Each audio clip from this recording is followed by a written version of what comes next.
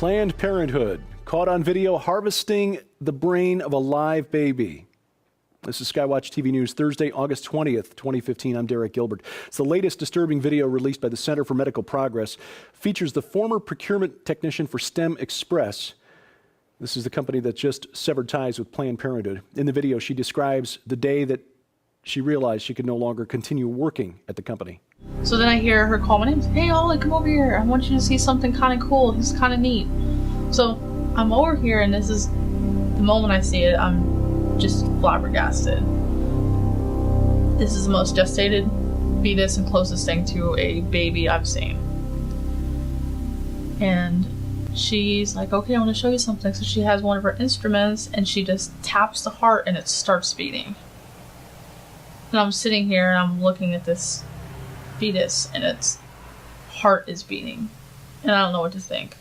And it's like, you know why that's happening? And I knew why it was happening. It's because the electrical current was, the nodes were still firing, and I don't know if that constitutes it's technically dead or it's alive. It had a face. It wasn't completely torn up, and its nose was very pronounced. It had eyelids, and its mouth was pronounced. And then, since the fetus was so intact, she said, okay, well, this is a really good fetus, and it looks like we can procure a lot from it. We're gonna procure a brain. So, the moment I hear something like, that means we're gonna have to cut the head open. We're gonna have to cut the head open. So, it's like, okay, so what you do is you go through the face. I'm thinking, no, I don't want to do this. And she takes the scissors and she makes a small incision right here and goes, I would say, to maybe a little bit through the mouth. And she's like, okay, can you go the rest of the way? And I'm like, yes. And I didn't want to do this. And so she gave me the scissors and told me that I have to cut down the middle of the face. And I can't even describe what that feels like. And I remember picking it up and finishing going through the rest of the face, and Jessica picking up the brain and putting it in the container with the media and parafilming it. And she left, and she's like, okay, you can clean it up. And I'm just sitting there like, what did I just do? And that was the moment I knew I couldn't work for the company anymore. It's becoming more and more difficult for supporters of Planned Parenthood to pretend that this is all okay, even as the major media continues to pretend that these videos just don't exist. Well, except for the dozen or so reporters who showed up yesterday to receive their awards at a banquet from Planned Parenthood last night. The Maggie Award for Media Excellence, so named for the racist eugenicist founder of Planned Parenthood, Margaret Sanger. One recipient was Valerie Tarico of Salon Magazine. It's an online magazine, for her article, I Am Pro-Abortion, Not Just Pro-Choice. Well, kudos to her for being at least honest about where she stands on the issue. She also recently wrote an essay titled, Why Are Conservative White Males Forcing More Abortions and Births on Poor Brown Women? And then she solicited suggestions or possible answers, reasons that we conservative white men are oppressing poor brown women by trying to deny their right to abortion on demand. Suggestions from her readers included the following examples of tortuously twisted logic. For example, to create an oversupply of labor and drive down wages, which ironically is the result of the progressive policies on immigration here in the United States. Racism suggested as one reason, a desire to preserve white Christian privilege, because of course having more poor children on welfare legitimizes our hatred of people of color. Now, please explain to me how killing more children of color in the womb is not racist. More than half, the unborn black children in New York City currently being aborted. Another suggestion from a reader, controlling women trumps other social priorities for us conservative white men. One commenter suggesting that hatred for women Our hatred for women trumps even our distaste for people of color. And because we conservative white men are hung up on sex and believe that fornicators should be punished with sexually transmitted diseases and unwanted pregnancies, because we hate sex for pleasure. We just disapprove of it outside of marriage, actually. And another possible solution, because we design policies for an ideal world instead of the one in which we live. Now, in an ideal world, to their way of thinking, Ms. Tirico and supporters of Planned Parenthood, there would be no consequences whatsoever for sex. But rather than addressing the cause of the problem, which is unrestrained sex, they want to deal with their solutions to the problem, which involve killing unborn children. That's the world that they're trying to create, a world in which there are no consequences.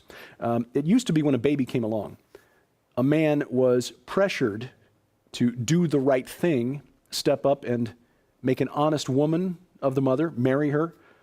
Now, even if the marriage is unhappy, studies have shown that children in a family with a father and a mother, even if the marriage isn't particularly happy, are typically happier and more well-adjusted themselves than children from single-parent households. Nowadays, instead of stepping up and doing the right thing, even in a so-called shotgun wedding, a man is what? Responsible for writing a check for $500 to terminate the pregnancy? How is this better for women? How is this better for children? See, conservative Christians actually do have a reality-based worldview. We understand that there are always consequences for our actions, and that our actions are often motivated by selfish desires, which often get us into trouble.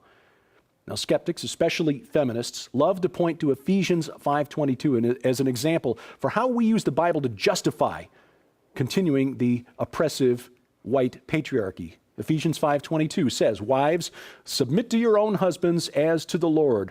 For the husband is the head of the wife, even as Christ is the head of the church, his body, and is himself its Savior. Now as the church submits to Christ, so also wives should submit to everything, in everything, to their husbands."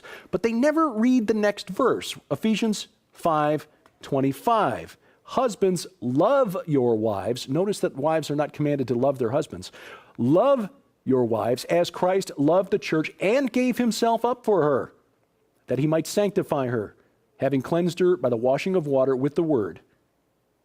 In other words, husbands, men, we are commanded to love our wives in the way Christ loved us, being willing to sacrifice everything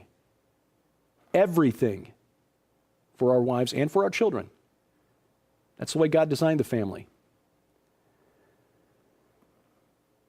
Now, it's difficult when on the receiving end of vitriol like that displayed in the article by Ms. Tirico, to maintain composure. My basic nature is to want to debate. I was debate team captain in high school for 2 years, made it to the state finals twice. But that is not what we're commanded to do as Christians. We are commanded not just to love our friends and tolerate our enemies, we are commanded to love our enemies. That's hard. That's difficult. In fact, it requires superhuman abilities.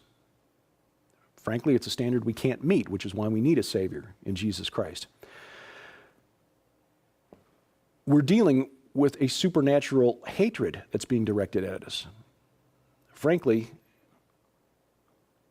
this is just my speculation. I think we're dealing with the spirit of Moloch here, the god of the Ammonites, who was known in the ancient world, known by the Romans, the Phoenicians, other ancient cultures, the Greeks, as the god that demanded children to be sacrificed by passing through the fire. It's recorded in the Bible. Here in America, modern-day America, we've turned the sacrifice of unborn children almost into an assembly line process. The Lord said, "Vengeance is mine, I will repay."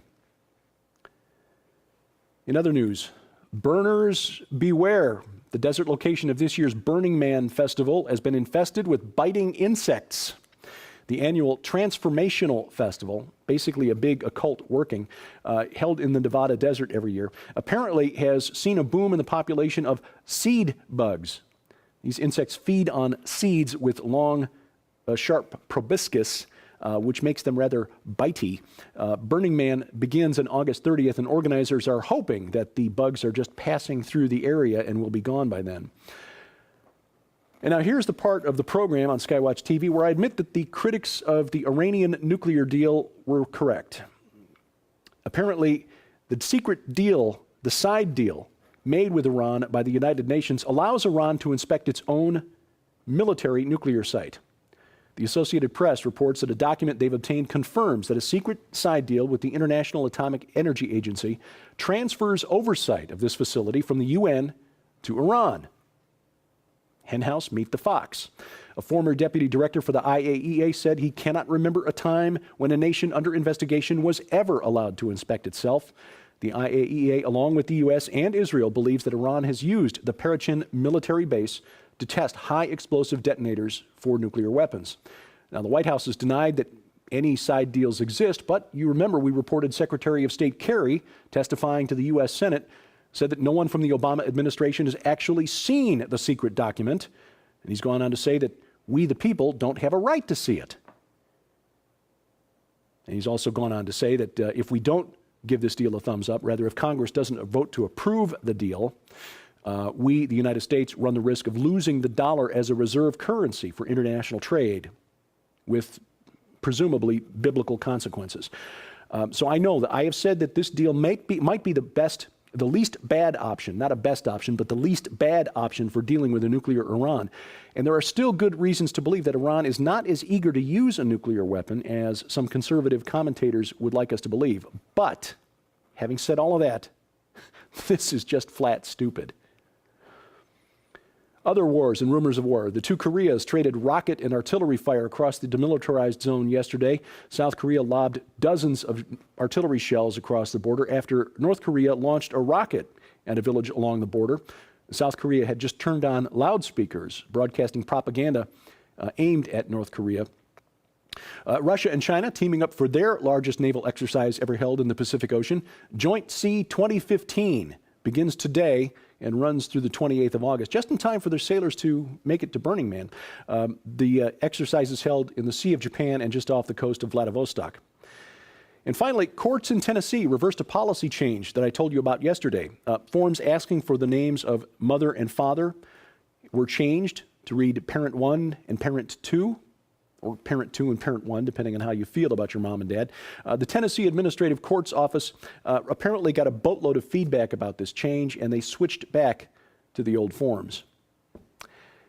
In the month of October, Tom Horn goes on the road again. He will be a featured speaker at Chuck Missler's annual Strategic Perspectives Conference. This is the 10th annual conference held in Coeur d'Alene, Idaho.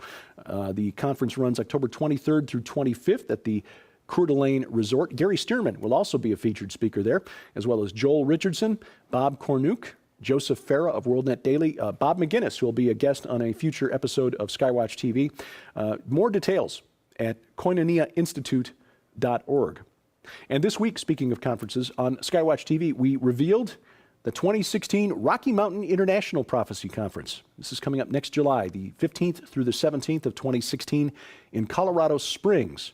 Registration for this event, which features 25 leading speakers, well, 24 and me, on Bible prophecy and eschatology.